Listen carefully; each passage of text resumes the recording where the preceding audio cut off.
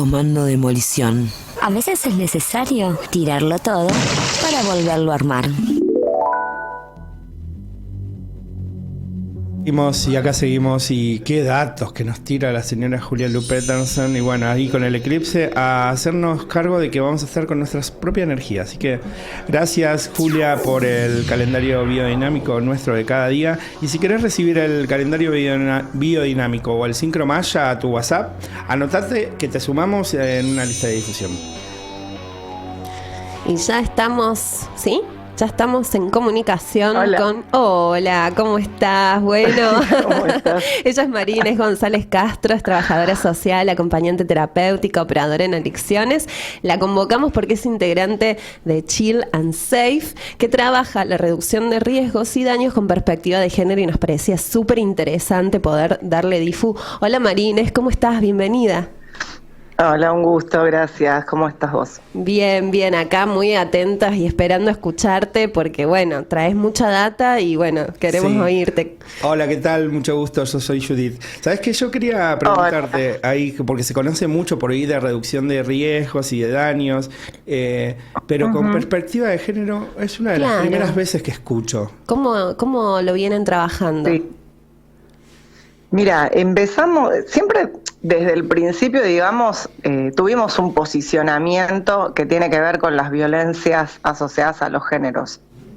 Y luego, en un momento dado, se dio que empezamos a tener como personas que denunciaban haber sido abusadas, haber sido acosadas o haber sido discriminadas en eventos. Y entonces hicimos una encuesta acá en Mar del Plata, porque en ese momento todavía estábamos acá, no habíamos salido de lo que es el radio de la ciudad, porque somos de acá. Y empezamos a hacer encuestas anónimas en los eventos y surgieron un montón de casos de personas que habían sido abusadas, discriminadas, etcétera, pero sobre todo abusadas. Y a raíz de ahí contactamos a la universidad de acá y les pedimos el protocolo de géneros que utilizaron ellos, que tienen como herramientas, que fue construido, yo fui parte, o sea, fuimos parte de todos los estudiantes que quisimos, digamos, en su momento, fue construido así de manera comunitaria, y se los pedí para copiarlo, digamos, como usarlo de base, y bueno, lo construimos y se empezó a implementar en algunos eventos en donde explicábamos, digamos, que necesitábamos intervenir desde los protocolos y también comunicarlo, obviamente, al personal, porque la idea es que el personal esté formado en estas cuestiones, no es solo por ahí poner un cartelito para la vidriera, digamos, ¿no? No. Y bueno, desde ahí que ya estamos generando casi todas las intervenciones con perspectiva de género y abordando situaciones y casos de abuso, de acoso, obviamente con toda la complejidad y la dificultad que trae aparejado eso, porque no es algo sencillo, ¿no?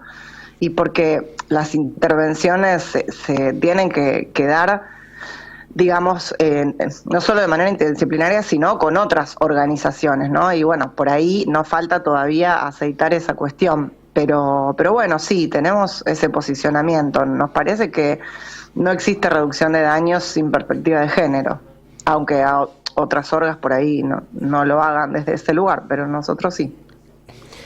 Qué buen aporte. Sí, por supuesto. Y bueno, son ejemplo también a seguir, ¿no? Porque estas cosas van pulsando también acciones que siguen esa misma coherencia. Por eso nos parece interesante. Bueno, Marines, antes de hacer preguntas puntuales, nos parece interesante que el tiempo que tenemos de entrevista lo podamos usar con toda la data que nos quieras compartir. ¿Cómo surge? Primero, contextualizar, dar un marco, cómo surge Chill and Safe, cómo están trabajando, más allá de esto que contabas específico de la perspectiva de género, y bueno, también acciones solidarias, benéficas, ¿en qué andan laburando? Entiendo que es una red que está en todo el país, ¿verdad? Sí. Bien. Hoy por hoy sí empezó acá, pero ahora está en todo el país, sí. Sí, es una red. Últimamente, por suerte, hubo convocatoria y se sumaron muchísimos profesionales. Digo, no es por categorizar, pero sí suma muchísimo a la hora de cuestiones que suceden, preguntas que nos hacen, cosas que no entendemos.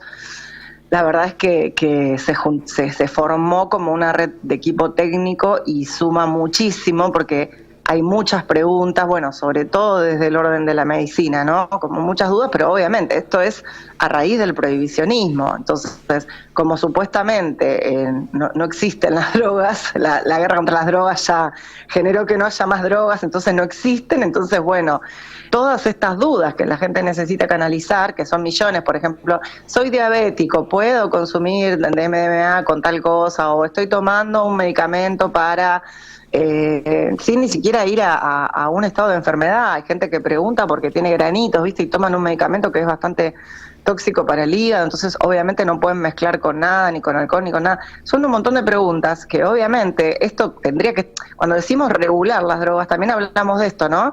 Todas esas respuestas que la persona no puede ir al médico, porque los médicos prohibicionistas le van a decir, no te tenés que drogar, claro, ¿no? O uno hasta puede tener miedo de que le hagan una denuncia. Las personas que son más chicas por ahí conviven con los padres, tienen miedo que le cuenten al padre, que lo echen, qué sé yo, del trabajo. Digo, todas estas cuestiones de estigmatización, de miedo, de punitivismo que tiene que ver con la ley que tenemos y con no regular, bueno, son millones de dudas que obviamente como confían en nosotros, bueno, de un tiempo a esta parte se empezaron a generar muchas de estas preguntas y bueno, las evacuamos con el cuerpo médico que tenemos y con profesionales de distintas áreas, porque no solo desde la medicina, pero bueno, es preocupante porque, a ver, sí, supuestamente la droga no existe, está prohibida, pero la gente consume y tiene todas estas problemáticas y todas estas dudas que algunas son graves, personas que por ahí tienen un padecimiento de base o incluso que tal vez tienen depresión, están medicados y nadie les explica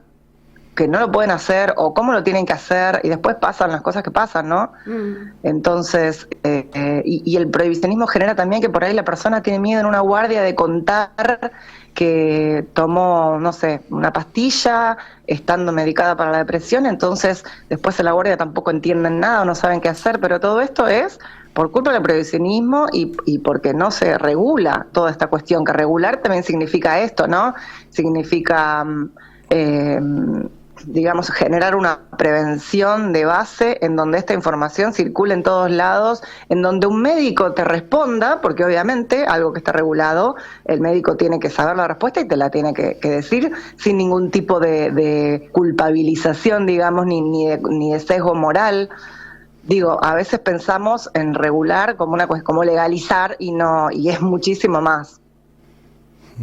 ¿Ustedes tienen algún tipo de intervención con respecto a los hospitales? O sea, así como llevaron los protocolos a las fiestas, a los raves, así como, porque esto que decís, no te deben culpabilizar, no te deben decir nada con respecto a si tomaste algo o si hiciste algo que está fuera de la ley, con respecto a cómo se habla, no, ya eso ya lo supera. El hecho de poder hablar con los profesionales cuando reciben a alguien que ha consumido algo.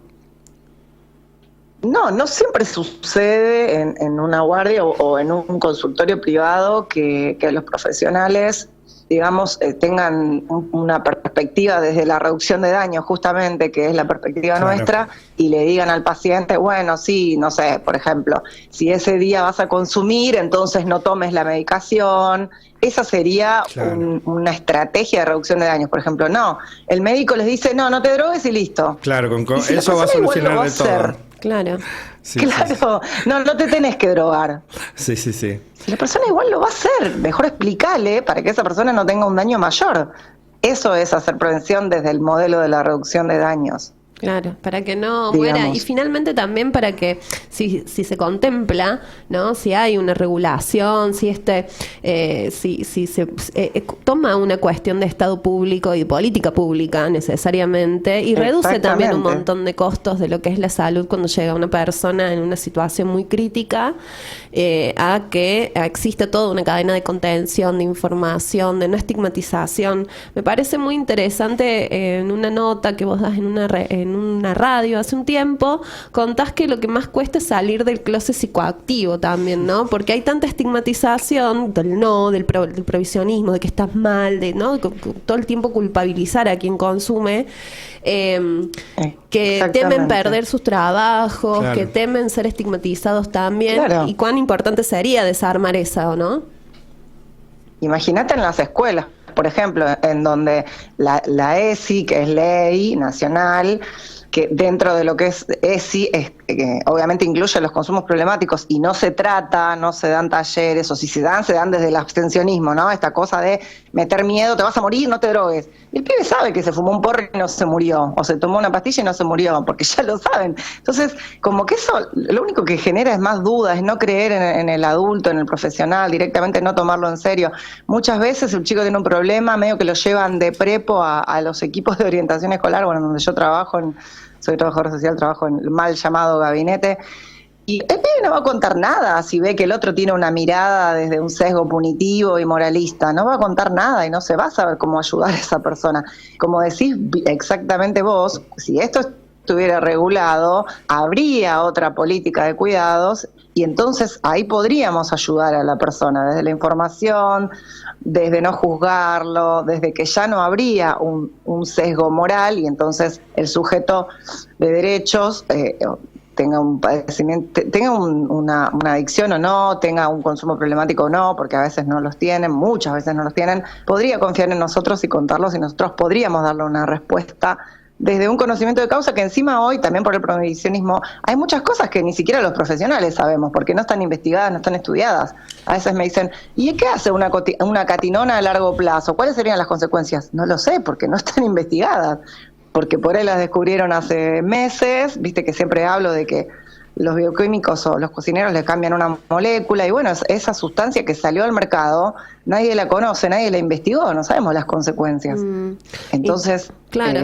Es infinito, digamos, el espectro que se abre si hubiera una regulación, desde la investigación, desde saber, desde poder dar una respuesta al pibe, o piba o adulto, ¿no? No solo, ese es otro estigma, que solo los jóvenes consumen, o les jóvenes. Con todo esto que contás, entonces, me parece que estás respondiendo un poco, termina de cerrar esto de la perspectiva de género, esto de que ustedes tienen perspectiva de género con respecto a reducción y de daños, porque lo que decís esto que los profesionales a veces van y tiran su saber, así como no lo hagas porque te vas a morir, como si eso fuera solamente a cubrir todo y que no vayan a hacer nada. Es como ese saber patriarcal que no se discute, ¿no? Es como te lo estoy diciendo yo y entonces tenés que hacer eso. Sí.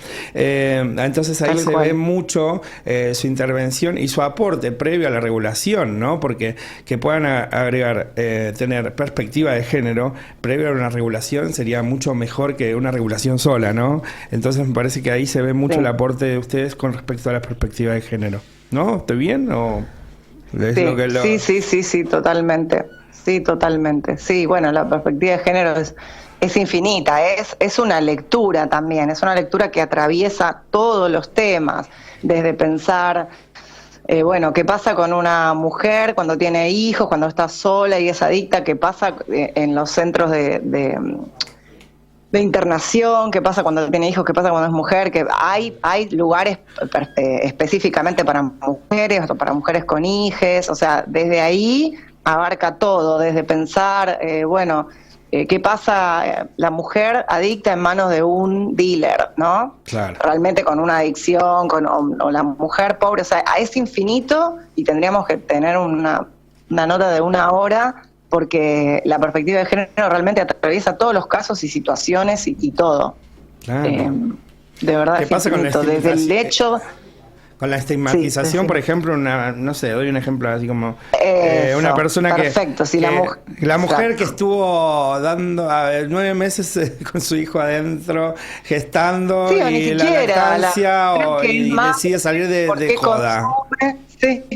Sí, la mujer que es madre porque consume, o la mujer pasado los 40 años porque sale de joda, porque consume, sí, es infinito el posicionamiento. Sí, ni se me ocurre la cantidad de ejemplos porque realmente atraviesa todo.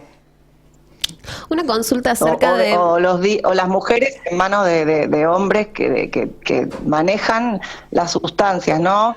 Que generalmente son ellos también, ¿no? Eso, que pasa mucho y que los abusos muchas veces tienen que ver con eso, o muchas veces las usan para vender droga, o muchas veces son madres de 8 hijos sin padre y no les queda otra que hacerlo, pero generalmente las usan, o las usan para prostituirse también en eventos. Digo, es infinito y tampoco nos vamos a meter con el tema de prostitución, trabajo sexual, porque es un temón y ahí ya tiene que ver con otro posicionamiento,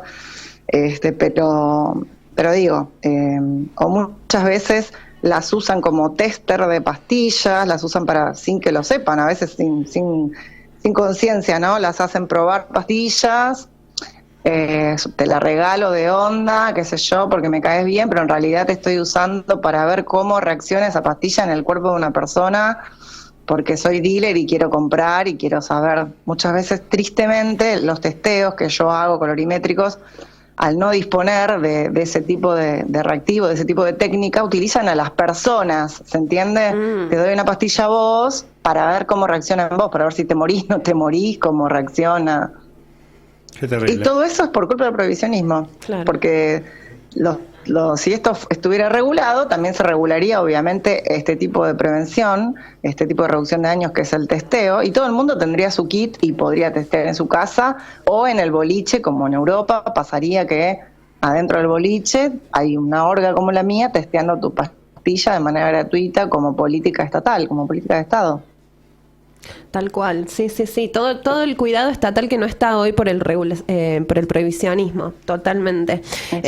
Y me parece importante destacar esto y también te agradecemos tu tiempo. Nos quedamos sin tiempo para continuar profundizando. La verdad, una lástima, pero podemos seguir en contacto y tener otra nota más adelante. Tiene que ver con el cuidarnos entre nosotros, ¿no? También un poco esto de hacer red entre nosotros también a la hora de consumir y estar atentos a cómo vamos transitando los distintos efectos, ¿no? de la pastilla o lo que hemos decidido consumir, ¿no? Cuidarnos entre nosotros. Esto sucede y sucede hace un montón, y hay que decirlo que los que empezaron con esta cuestión de hacer red son los chicos del foro de Argenpils, no confundir con otras personas que le robaron su nombre.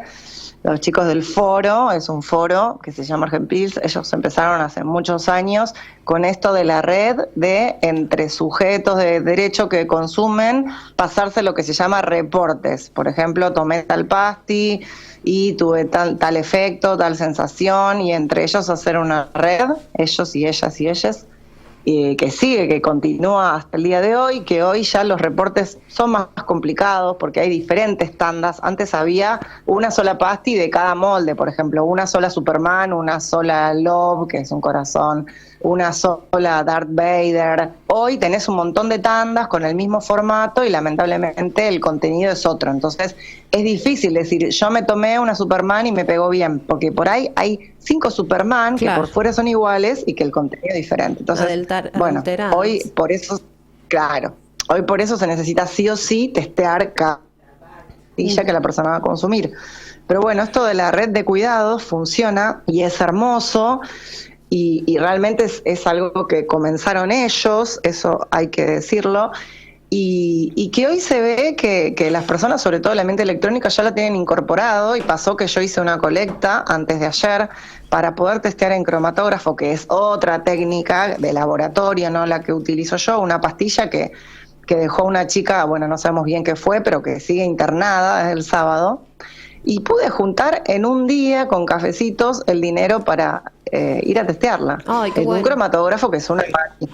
Sí, por eso te digo, la verdad que el ambiente de la electrónica es un ambiente muy especial en donde están estos valores que no creo que haya en otra escena, digamos, de solidaridad. Uh-huh. Si bien todos nos quejamos que de un tiempo a esta parte cambió bastante, porque como que ingresó gente de otros ambientes del cachengue que no tienen estos códigos, digamos, pero bueno, se ve que todavía hay un núcleo duro de gente solidaria y que entiende que el autocuidado y el cuidado del otro es la clave.